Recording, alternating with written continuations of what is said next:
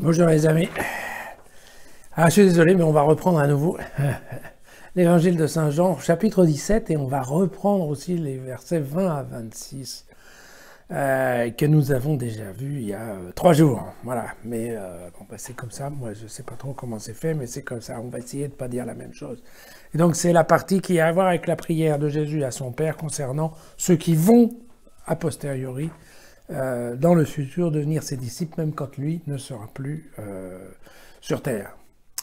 Et donc c'est cette histoire, je ne prie pas seulement pour eux, je prie aussi pour eux, alors pour eux étant les disciples actuels, je prie aussi pour ceux qui, grâce à leur parole, croiront en moi. Et grâce à leur parole des disciples, d'accord? Donc c'est bien les futurs disciples faits par les disciples actuels, voilà. Que tous soient un comme toi, Père, tu es en moi et que je suis en toi, qu'ils soient en nous eux aussi, afin que le monde croie que tu m'as envoyé. Donc, on se souvient, on a vu, c'est cette histoire de relation transversale entre les disciples des disciples, Jésus le Père. Voilà. Et moi, je leur ai donné la gloire que tu m'as donnée pour qu'ils soient un comme nous sommes un, moi en eux comme toi en moi, pour qu'ils parviennent à l'unité parfaite, et ainsi que le monde puisse connaître que c'est toi qui m'as envoyé et que tu les as aimés comme tu m'as aimé. Vous vous souvenez, on a déjà parlé de ça, c'est cette histoire de l'unité, de l'amour, qui va faire qu'on va reconnaître les chrétiens à leur comportement en termes d'amour. Père, je veux que là où je suis, ceux que tu m'as donnés soient eux aussi avec moi et qu'ils contemplent la gloire que tu m'as donnée, car tu m'as aimé dès avant la fondation du monde. Évidemment, puisque ça va de soi que si Jésus est le Fils de Dieu et que Dieu est le créateur du monde, alors bien évidemment, voilà, bon, on s'est compris. Père juste, dans la notion de la justice, bien entendu, la justice du jugement dernier, ça va de soi. Père juste, tandis que le monde ne t'a pas connu, moi je t'ai connu, et ceux-ci ont reconnu que tu m'as envoyé.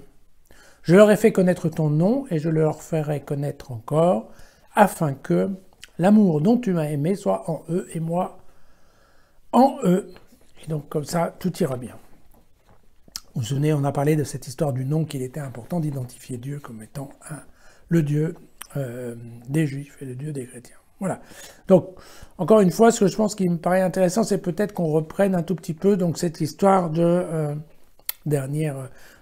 qu'est-ce que Jean nous dit, ou qu'est-ce que Jean fait dire à Jésus, non, un petit peu dans ses dernières prières au Père.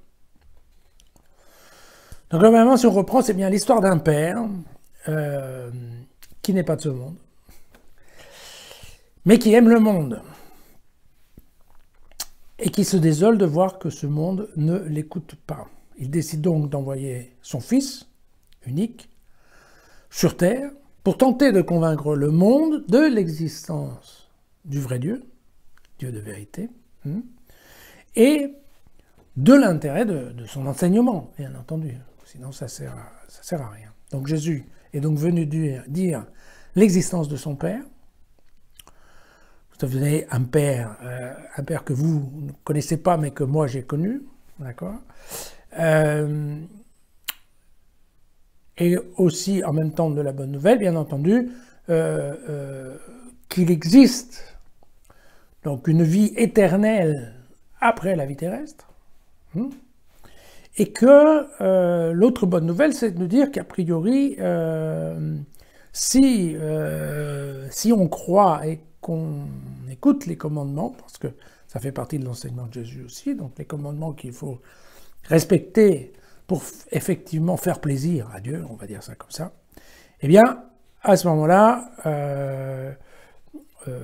effectivement, les disciples vont pouvoir, bien entendu, passer eux aussi au stade. Donc c'est créer une équipe de disciples, créer une église, d'accord, qui est une équipe de disciples qui va partir en mission et qui va propager la parole de Jésus. D'accord ? Et donc, au moment au moment de rentrer, en fait, de rentrer à la maison. Hein. Je quitte le monde et je vais vers mon Père. Donc Jésus demande à Dieu de protéger son petit groupe de disciples des mauvais dans le monde, de façon à ce que, en étant protégés, ils puissent se donner entièrement à la mission qu'il leur a donnée de continuer à propager cette bonne nouvelle. Et donc, et c'est là où en effet la notion de futur est importante, puisque bien, de toute évidence, Jésus intègre le fait que ça va marcher, et que donc il va effectivement... ce qui n'était pas évident, hein, n'oublions pas que jusqu'à maintenant, voilà, Jésus, il a un groupe de disciples, si on veut respecter une certaine échelle de temps, il y a un groupe de disciples qui n'est pas forcément très très très grand. Il y a beaucoup de gens qui viennent le voir, vous vous souvenez, mais qui viennent le voir entre autres parce qu'il est bon guérisseur, pas forcément parce qu'il est bon prêcheur. Et donc, globalement, même, vous vous souvenez que ça ne marche pas forcément très très bien, que la plupart des Juifs récusent cette histoire de Jésus, fils de Dieu. Donc ça ne se passe pas forcément très bien, mais voilà. Mais a priori, quand on lit ça, Jésus n'a aucun doute que, quand les disciples vont prendre le relais et que ça va être eux qui vont expliquer, eh bien, ça va marcher. Et donc, il y aura du monde, et il y aura du monde dans les générations futures. Et donc, je pense que c'est ça l'idée, c'est que Jésus, à ce moment-là, voit clairement sur la terre l'existence, en fait, d'une descendance, on va dire, voilà, d'une descendance, d'une communauté perpétuelle, d'une communauté qui va être capable de se régénérer et de se propager. Un groupe uni, et un groupe uni dans l'amour, dont on reconnaîtra que les membres font partie parce qu'ils auront un comportement dans le monde. Voilà, hein, c'est ça globalement l'idée de base, je dirais, de Jésus, en tout cas de ce que Jean nous exprime de Jésus. Je pense que là, on a à peu près tout. D'ailleurs, vous avez vu que dans ce paragraphe-là, comme dans d'autres, mais dans d'autres c'est un peu différent, mais là, par exemple, Jésus ne parle absolument pas de sa parousie, il ne parle absolument pas d'un retour sur terre. Donc c'est vraiment un travail ad hoc qui a été fait. Vous vous souvenez ce qu'on avait vu ensemble, c'est vraiment l'événement. L'événement, c'était la venue de Jésus, et puis le fait que derrière, il y a un buzz qui va continuer, qui va faire que, et bien derrière, avec l'aide de l'Esprit Saint, bien entendu, tout ça va continuer à marcher et à se propager normalement. Bon, quand on regarde ça 2000 ans après, on peut se dire que c'est vrai d'une certaine manière, hein, parce qu'il y a aujourd'hui beaucoup plus de chrétiens qu'il y en avait en l'an 85. Donc de fait, ça a bien marché. On peut se dire, bien entendu, que ça pourrait mieux marcher. Alors bon, ça fait partie de la bouteille à moitié pleine, à moitié vide. Mais enfin, globalement, si on regarde les chiffres, c'est ça, quoi. Il y a quand même eu... et après, alors bien entendu, vous allez me dire, oui, mais au milieu, il y a eu la résurrection. Bah oui, c'est vrai, voilà.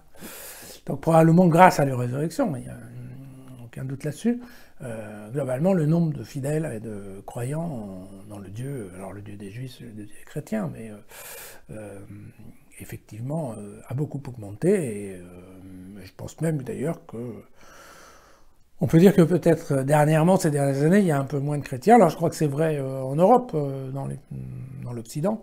C'est peut-être un petit peu moins vrai en Afrique ou en Asie, je ne sais pas. Mais je dirais globalement, ce qui est sûr, c'est que même s'il y a moins de gens, je pense que les gens qui sont là, quelque part, en termes de qualité, ils remplacent un peu la quantité. Hein. C'est-à-dire que je pense qu'il y a de plus en plus de gens qui vivent la chrétienté leur foi chrétienne d'une façon intelligente, en essayant de se poser des bonnes questions, de lire les bons textes, d'essayer de comprendre ce qu'il y a dans les textes. Enfin bref, voilà ce qu'on est en train de faire ensemble. Et donc, je pense que oui, vraiment, on peut le dire, était un succès cette histoire. Hein. Ça a été un succès. Et donc voilà, on peut se dire que quelque part, eh bien, Dieu a écouté la prière de Jésus.